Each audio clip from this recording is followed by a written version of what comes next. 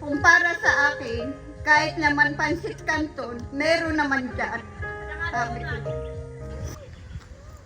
Ma'am, hello po. Ma'am, magandang hapon po, ma'am. Opo, hinahanap po kasi namin, ma'am, si Ma'am Rowena Inato. Opo. Opo, kasi ma'am, ang nakalagay dito, ma'am, ay siya po ay naka-address dito sa Sitio Mainit po lang Bato. Ano po? Ay ngayon po kasi, ma'am, may kumontak po kasi sa amin. Ay ngayon po ay yun pong 3 pong box ay pinapadala sa inyo. Opo. Dito po namin sa bayan ng San Juan Pinick Up. Kasi kami po ay sadyang tagapag-deliver po ng mga ganito pong para na rin pong parcel. Ano po? Eh ngayon po, ay ang sabi po sa akin nung nakausap po, ay sa inyo na lang daw po kukuhanin yung 2.5. Kasi alam nyo na daw po iyon eh. Paano naman po? Wala naman po akong pera. 100 po ang aking pera sa wallet. Opo, kasi sabi sa akin ma'am, ay sa inyo na daw po kuhanin yung 2,500. Kasi ma'am, kayo daw po ay tinawagan na kausap daw po kayo kaninang umaga. Kausap po ako pero wala po sinabi sa aking babayaran ko. Ay ano ga po iyon ma'am, nasa box daw? Ay hindi ko po alam. Pero may nakausap po kayo ma'am. Yung po mga bata. Ay sa inyo po ma'am pinapakuha yung 2.5. Wala naman. Ang aking pong pera sa tunay po ay 200. Dahil hindi pa po ako nababayaran ng aking pinagtatrabahuhan. Opo. Ay siya ganito na lang po ma'am. Ay di pakicheck na lang din po ma'am nito pong pinapadala sa inyo po. Since kayo naman po may nakausap kaninang umaga. Ano po? Kaya lang ma'am, talagang kailangan din namin makuha yung 2.5. Baka naman po may mahihirman kayo dyan. Wala naman. Jolo, wala kang 2.5. Opo, po kasi kailangan pong mabayaran po ni ma'am yung 2.5. Wala, kasi wala ko po ako. Dahil ako pinagtrabaho kanina, sabi po, wala doon ang aking boss. Opo. Paano kaya yun ma'am? Baka naman po may makakasagot sa inyo ng 2.5. Wala po. Wala nga akong panload. Ay, paano kaya ito ma'am? Oo nga ho. Paano kaya ho iyon? Dahil ako pa yung nagtrabaho, wala pa pong bayad. Oo, hindi pa ho kayo pinapasweldo. Iwasin nyo sa inyo. O kaya po ay kailan ga ho kayo sasahod? Bukas po. Ay siya ay di ba balikan na lang ho namin. Ano po? Ay di kukuhanin ho namin ng 200 na pera nyo sabi nyo dyan. Ano po, di ang kulang na lang ho 2-3. Ay siya sige ho. Tapos may ID ho kayo diyan. Opo, may ID. Opo, ay di hihingi na lang kami ma'am ng ID di dadalhin ko muna. Ano ha? Ay siya sige ma'am, at atin na ho kukuhanin yung pinapadala po sa inyo. Kaya, Oho, yung ang ibaba na iyan, ano ga iyang laman nito?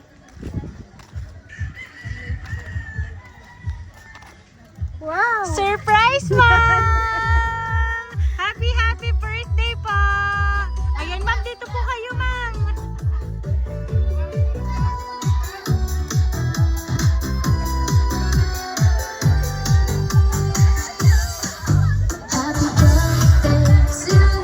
Ayan, so Ma'am Weng, happy birthday, ma'am! Ayan, ma'am, ito po ang balon para po sa inyong birthday ngayon.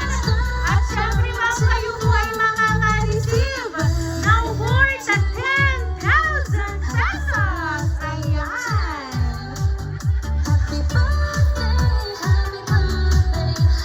Ayan, so Ma'am Weng, tatanungin ko lang po kayo, ma'am. Meron po ba kayong idea, ma'am, kung sino po yung nakaalala na nagpadala po ng inyo pong natanggap na sorpresa ngayon pong birthday nyo? Saan po mga anak?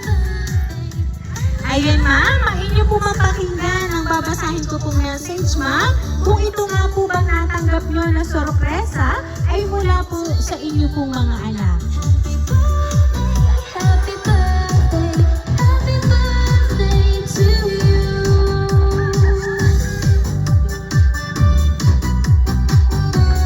Mama, unang-una sa lahat, binabati kita ng isang happy birthday.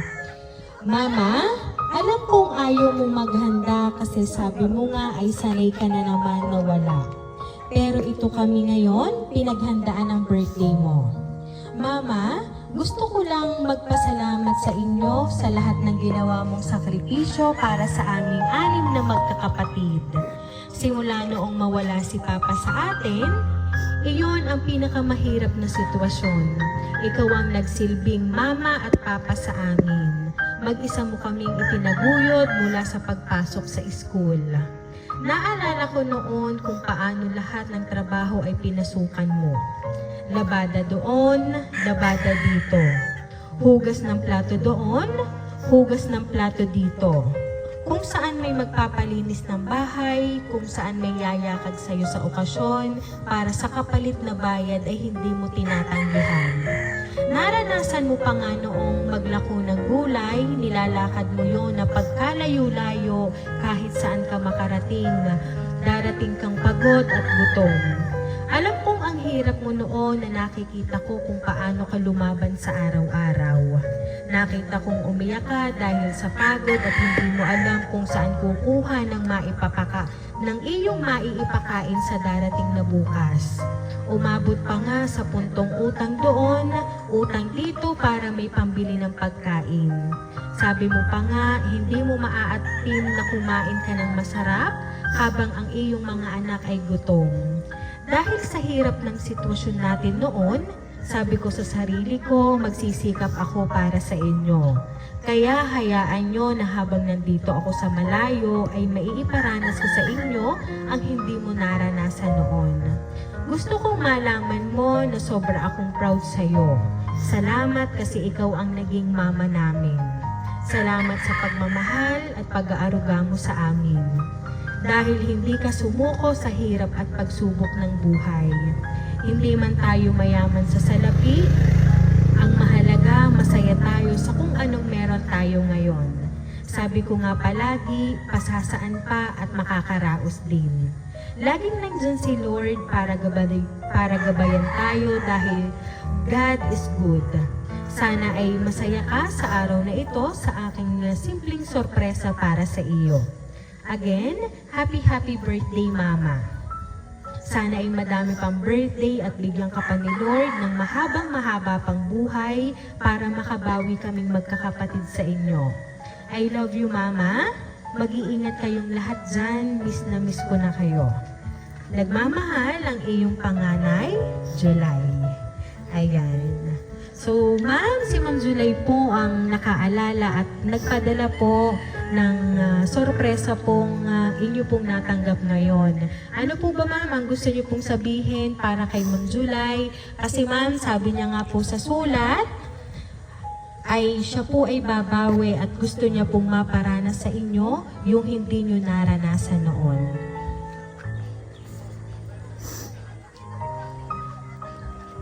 Bilang ako po ay nagpapasalamat dahil hindi ko po akalain na ako ay may darating sa akin para sa aking sariling ganito.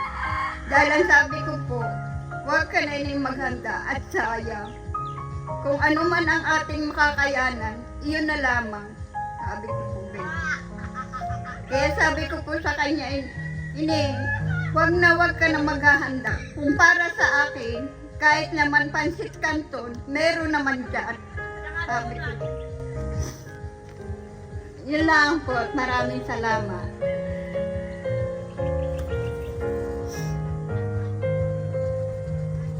Ayan. So kaya naman Ma'am Weng, ito pong hatid po ni Ma'am July sa inyo at syempre ng inyo pong mga anak ay talagang deserve nyo pong makareceive ng ganyan pong sorpresa dahil po sa sobra pong sipag nyo.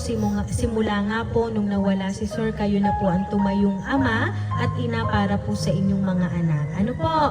So kaya naman po Ma'am Weng, once again, happy birthday!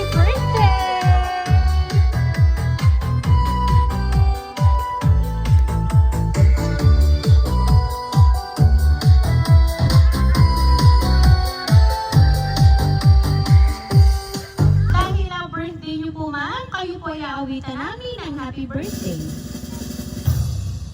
Happy birthday to you.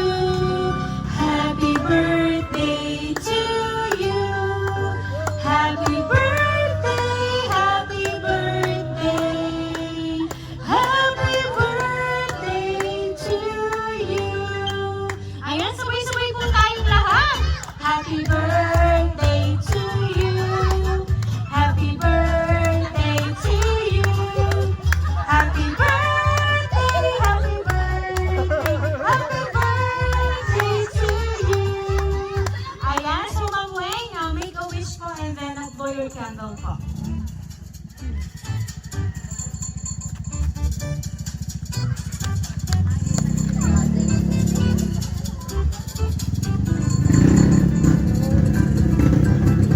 Ayan, so Ma'am Weng, once again po, happy birthday! Ayan, at kami lang po Ma'am ay magpapakilala para po sa inyo, Ma'am. Kami po ang Rain Surprise Delivery all the way from Barangay Calicanto, San Juan, Batangas. At kayo po muli Ma'am ay binabati namin ang isang happy birthday!